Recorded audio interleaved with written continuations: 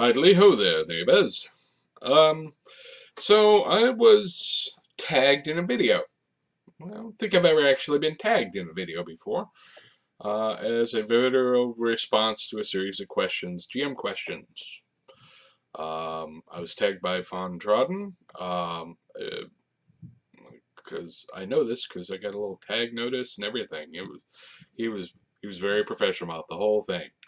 And I've never done one of these, so let's see if I can do this right. I'm still a little sick, so I may sound a little weird, and you may hear me coughing because there are a lot of questions, and I'm going to have to talk a lot. So bear with me on this. Now, uh, this is a series of GM questions. All right. What do you call player agency? All right. For me, at least in my mind, player agency is the sense of control that players have and how much agency they have really depends on the game. For instance, in classic D&D, they have control over their own character and what their character does. Maybe some limited control over the world that they're playing in by doing actions as their player character and watching those effects go further out. Whereas in other games like, say, Fate or Cortex or something like that, they might actually have more agency because they have more control over the scene itself through fate points or what have you. Now, that's what I think of player agency. I recognize that that's different people have different personal views on that point, but that would be mine. That it's the limit of what the player controls. And I tend to lean towards players having heavy control over themselves and limited control over the world they're in. But that may just be the guy who's been gaming for too long and remembers when the notion of players rewriting whole sections of the world in stream was not even a thing. People didn't do that. And so maybe I'm just slow to pick up the new trend. Who knows? Anyways, what does railroading mean to you? And if you do apply it, or if not, can you say why? Railroading's tricky. It's another one of those ones. It's a bit like pornography. You can't define it, but you know it when you're seeing it. I think ultimately the railroading is the sense that the player no longer has any control over their own actions or the course of decisions. Now, sometimes this can be a relatively good thing. For instance, if I say, well, okay, you guys travel from here to there, I without elaborating and making them decide every single step of the way of what direction they're going, I may be railroading things, but I'm also shrinking time so that we avoid having to waste time on things that aren't as interesting as what they're going towards. I've also been known to use it in a very specific instance that I can think of. I like time travel stories, always have, but they're super hard to pull off. And I did run a D&D game with some time travel elements, and part of that was I needed to sort of railroad the players into going to a place and doing a thing, so that I could have that thing happen later in the campaign, that they did it earlier. The only way it works is if I knew where they were going and what they were doing, because I knew where I wanted that to happen later on in the campaign. time travel needs better words. And whole new realms of grammar rules. Anyways, how does it feel for you when you have had a bad session? So, I'm going to actually be the opposite of Trotton on this one. I tend to feel really bad when I'm the game master and I've had a bad session. If I'm a player and I have a bad session, I kind of shrug it off. I may apologize to people. I'm a bit off today. I'm sorry, guys, and move on because it's just a game. But as a game master, it bugs me. Part of that's because I suffer from clinical depression, so failure really kind of dips into that a bit. I get really depressed over failing to do something, and so that's certainly an issue for me. I think I feel like I've let people down if I have a bad session. Even if it's not completely my fault, I feel like I should have accounted for X, Y, or Z because I wanted to do something that would entertain the people playing, who are presumably my friends. So, I generally feel pretty bad about it, honestly. It bugs me. Um, and I will dwell on them. Probably more than is healthy. How do you handle bad players? And what are some ways you would describe behavior of a bad player in your view?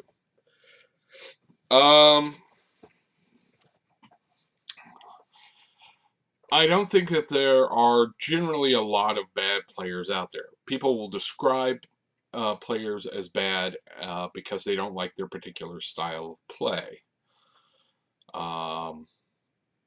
You know, if you're playing a jokey character because you like playing jokey characters and everybody else is at the table is trying to be super serious, you may not fit in with that group. That doesn't make you a bad player. There is a such thing as a bad player.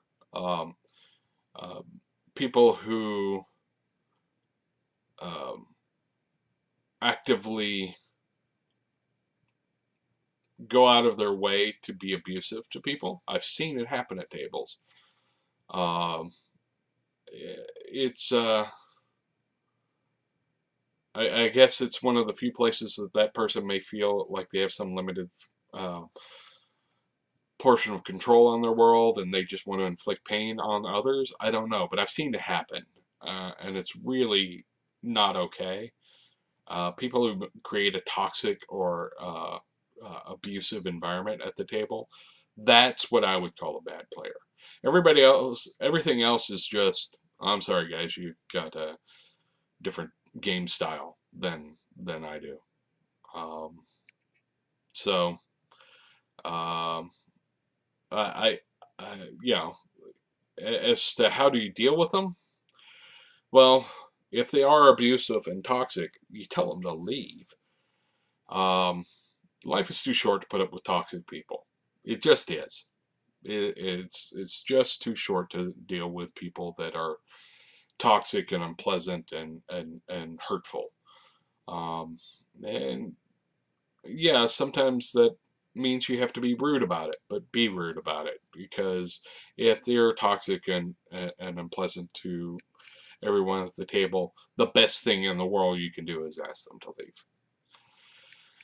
How do you handle splitting up a group? And if you do, uh, or if you do, and if not, can you say why? So splitting a group's weird. Depends on the game. I've had some good sessions. I've had some good sessions where I was switching back and forth, pop, pop, pop, pop. And one of the things I've been known to do is, this is my ridiculous, dates back first time I was in college thing, where I would say ESOP, which is pause backwards. Um, be ESOP and move over to the other group. And I would wait for moments of maybe rising action or something so that I could leave it on a little bit of a cliffhanger. Like, all right, you're about to kick open that door and ease up. And you guys are doing this thing and they try and get the build up the dramatic tension and what have you. That said, it's not always easy to do. And there are plenty of times where you just want to discourage it. If the player, you got a lot of new players who don't know what the deal is, or maybe players that they may be seasoned but they've never played with each other, um, things like that. Splitting the party. Also, if you know splitting the party will be hazardous to the character's success, you try and find ways to encourage them to not, because you don't want to, have people have a bad time because they made the decision to split the party. So you try and drop hints. No, this is a bad time for that. Um, it's especially useful when you're doing the mystery portion of a campaign where people are trying to figure out things and put together clues. Doing the split party thing is great. And big heavy combat sessions, not so much. It's still doable, but it's less desirable then. What do you prefer? Interaction roleplay, combat puzzle types, or mix? Um, Ultimately, the story interaction side is probably my favorite. I like banter. I like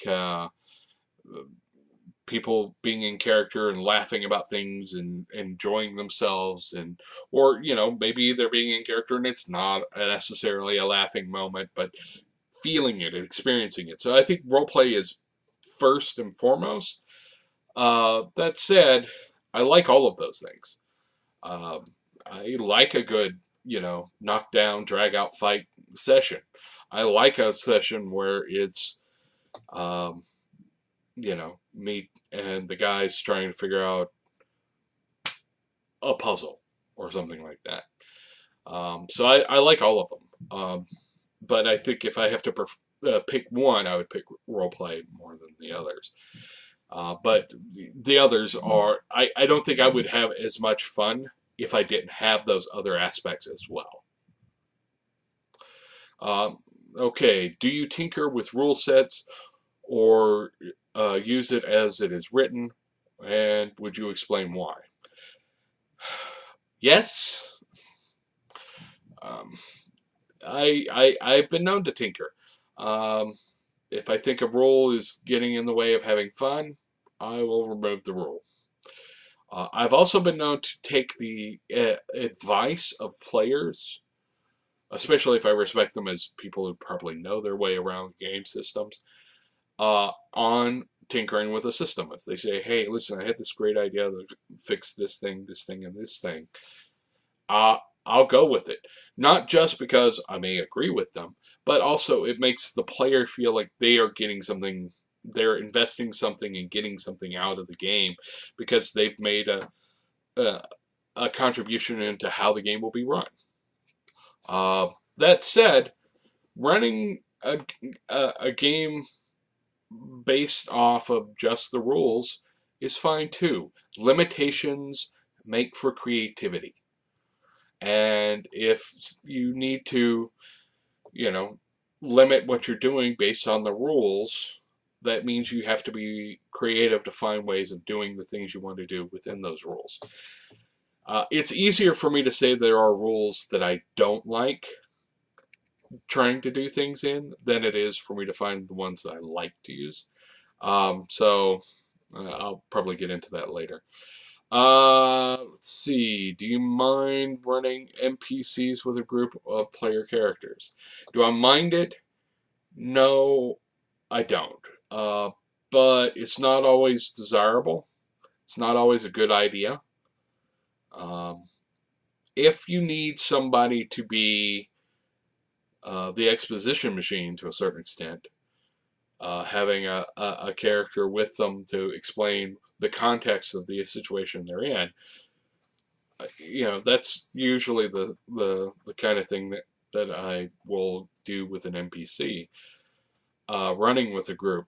That said, if you can put it on the players, so the players are trying to are the ones saving the day generally, uh, it's it's preferable.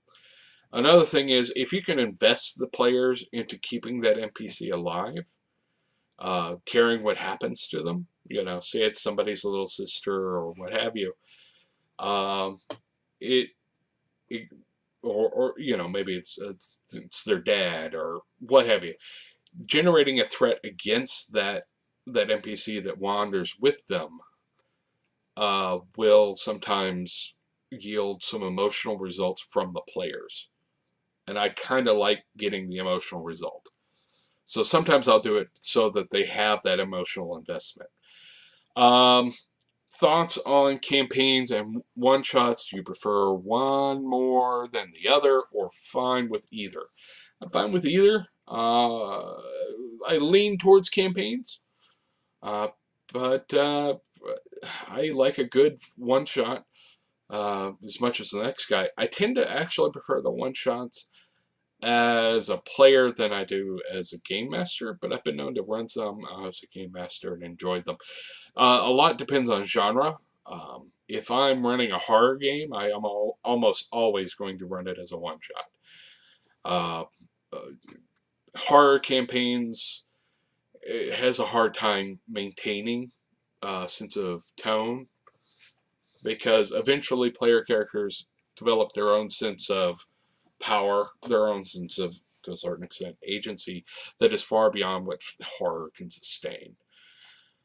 So I tend to lean towards campaigns unless it's like more horror related, and then it's something else. How much fantasy versus realism do you apply to you in most of your games? I try and have a, a little more high adventure in a lot of my games. Not all of them. Some of them doesn't call for it. But if you know, if the players can have a street fight, why not have it a street fight with the streets floating in midair, or um, the, the shadows closing around them, or something like that? If you can add a fantastical element to make it more iconic, more a driven story with a lot of verve and a lot of exciting moments, I tend to shoot for those, unless it's a game that's not really called for. Um, Cyberpunk probably don't need to do a lot of that. Any kind of much more grounded game, I will try and remove a little bit more of the fantasy elements. But I want people to feel like they're having adventures and not just you know uh, bland old dungeon crawl or what have you. So I tend to lean towards the fantasy, but the realism, I do like to use real elements to add contrast as well. Um, sure, these guys live in a world where priests can cast spells to bring people back from the dead, and grow crops and what have you, and yet you still have people starving. You still have people being conscripted into war and things like that. So that's adding a bit of realism to add contrast. Do you prefer running modules, hacking modules, or running your own story? I lean towards running my own story, but I will often use existing modules as source material. I will sometimes use them as hooks into campaigns that roll out of that module. For instance, I might run a module and then run a campaign based off of what happened in that module that has nothing to do with the succeeding modules in a list of modules. So there's that. But yeah, generally I prefer my own story. if I run a module, I will usually change some elements. Little things, but things to give it a little more story, a little more tightly interweave the players in particular into what's going on. What game system has gotten you the best results? Tell us about it. Best results? Honestly, that is so weird a question. What do you mean best results? The best games I ever ran? D&D, I guess. 3.5, 4th edition, 2nd edition. I could think of great games using all of those that I ran. Champions. I had a great campaign of Champions for years. It's easier for me to point to the ones that I don't have good results from than it is to point to the ones I have best results from. For instance, Rifts, the system, the Palladium system, I do not have good results from that system with Rifts. I actually had pretty good results with it when it was just Teenage Mutant Ninja Turtles, but with Rifts, it doesn't work well. Let's see. What method has gotten you the best results? Tell us about it.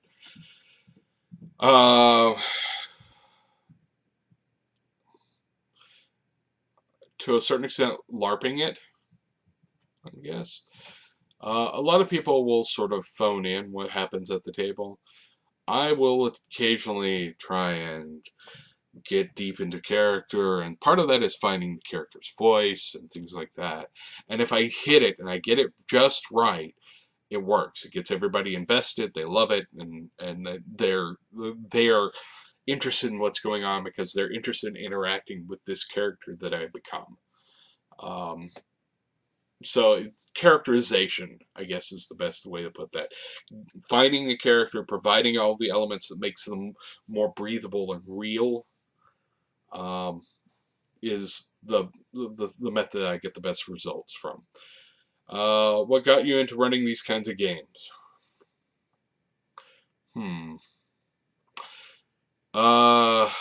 Again, I'm not really clear on what that means. If you mean role-playing games, my mom bought me my first D&D set when I was 9 because she got tired of me getting into hers. So I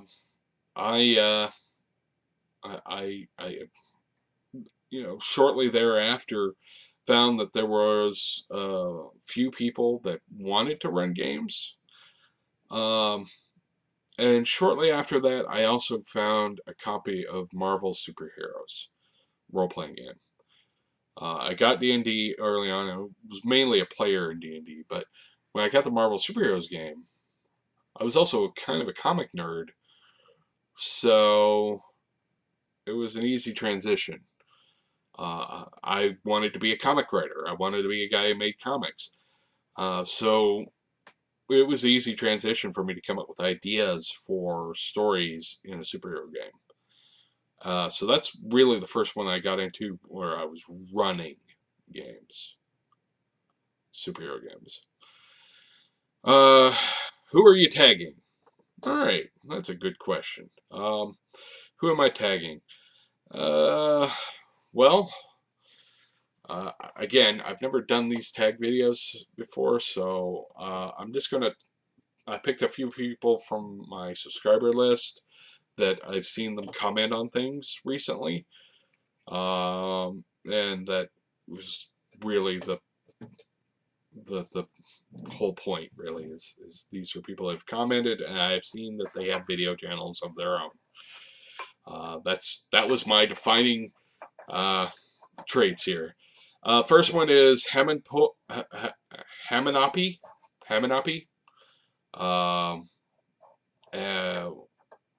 And J Dr. D30 and Sirko Rückmann. I think I pronounced all of those correctly. And they're all foreigners. well, Hamenopi's in Texas, but Texas isn't really part of the United States, right? No? No? Okay.